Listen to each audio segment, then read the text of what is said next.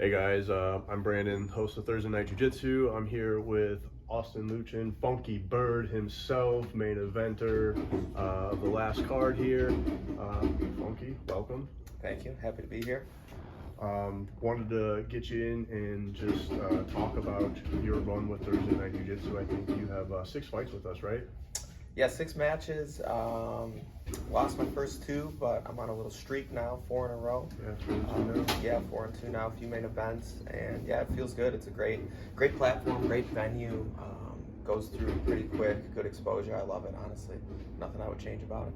Yeah, how do you like headlining? I got you 84, 87, 89, the last few cards we've had. You've been tearing it up. Yeah, honestly, unfortunately, I mean, headlining it's great, but it's just more waiting. I think like my last 6 pro fights, I was either the main event or the co-main event, and then this jiu-jitsu stuff, I've been continuing on that same trajectory, and it's cool because you're closing out the show. That's always fun, but then you just gotta sit and wait in your feelings. So that's not great, but it's just it's part of it. Yeah, so. absolutely.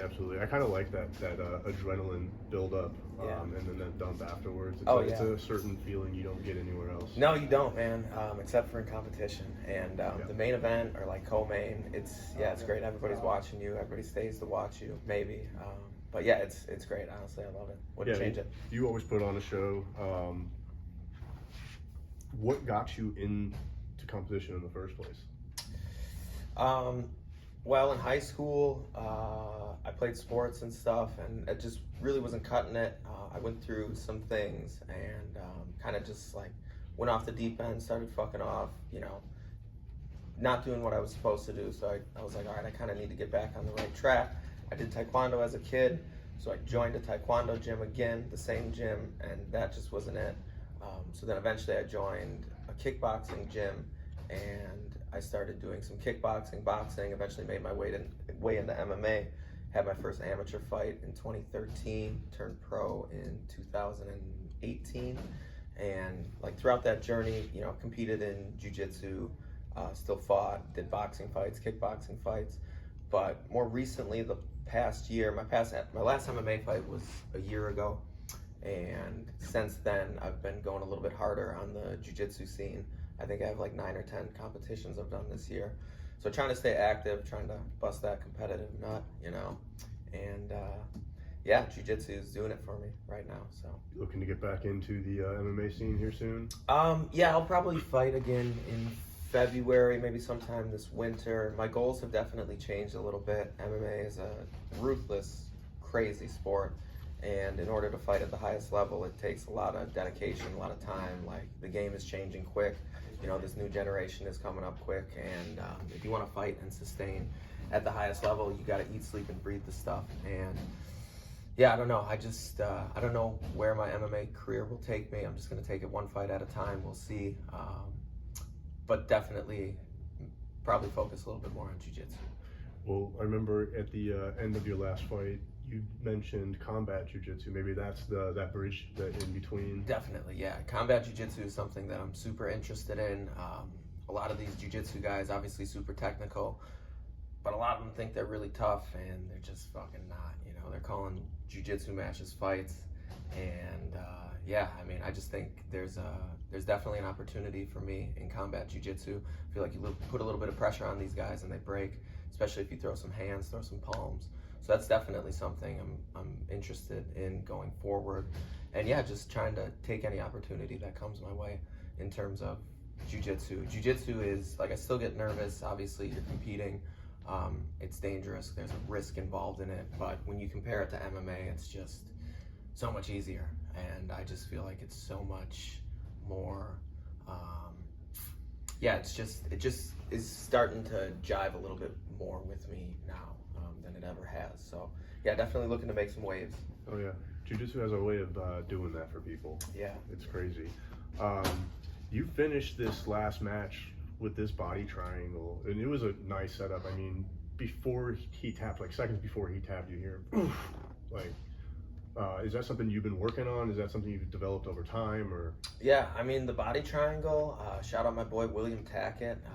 I trained up at Fight Factory for a while, and William was really helpful and influential in my game. And that body triangle specifically, you know, he showed me a few details because he would put me in it, and it's just, the pressure is just horrible.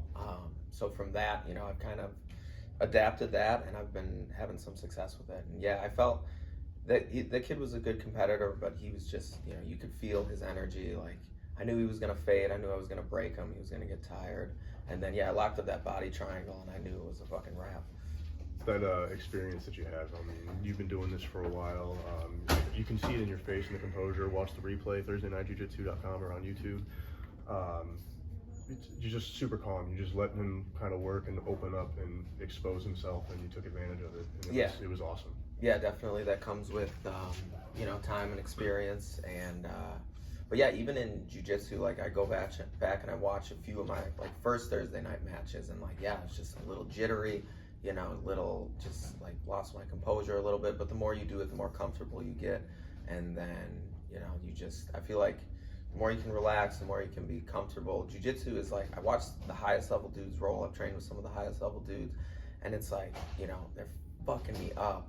And it seems like they're barely even trying, you know? Mm-hmm. Obviously, there's those moments you need to explode and fucking full send, but a lot of these dudes, like, they're just so efficient with their movements. And, you know, that's the power of high-level jiu-jitsu for sure. Yeah. So trying to get there, trying to, you know, make that more a part of my game instead of just spamming shit and spazzing out and hulking out, and just, like, you know, flowing with stuff, taking the next position, not just, you know, sitting down, hunkering down, and fucking stalling them out. That's perfect. That actually brings me to my last question for you. Is there anything that you're specifically working on right now that you're trying to hit?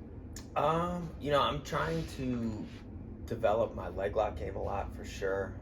In terms of, like, trying to hit in competition, I try to do, I don't know, like, I would love to, like, embarrass people with, like, a shitty fucking submission, or like a pressure tap, or, you know, something where you just break them, like a rape choke. That's definitely on the list. Right.